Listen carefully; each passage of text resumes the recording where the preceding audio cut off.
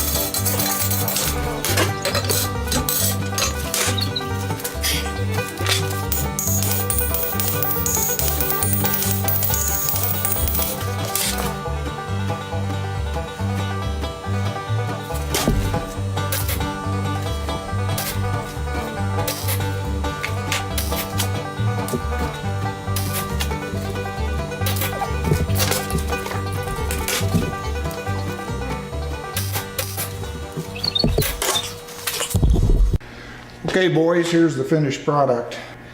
I've added the hammer rack here, and there was about a 3/16 of an inch chip out of the edge here, and I filled it in with weld and buffed it off with a flap disc, and I think we can call this done.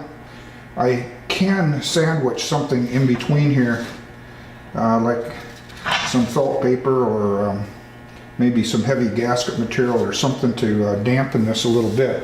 I know that the ringing sound is a little bit annoying on these anvils. I don't think this one is that bad.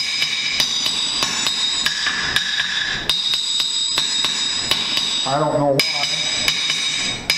It's a little bit noisy back here.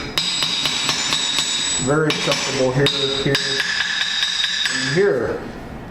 So I don't think I'll do anything with it for now. This isn't going to get a lot of use. It's not like I'm a blacksmith that I'm using this thing for hours on end. So for right now, we're going to call it good. I may disassemble it and paint the bottom. I won't paint the anvil, but I'll paint the bottom stand.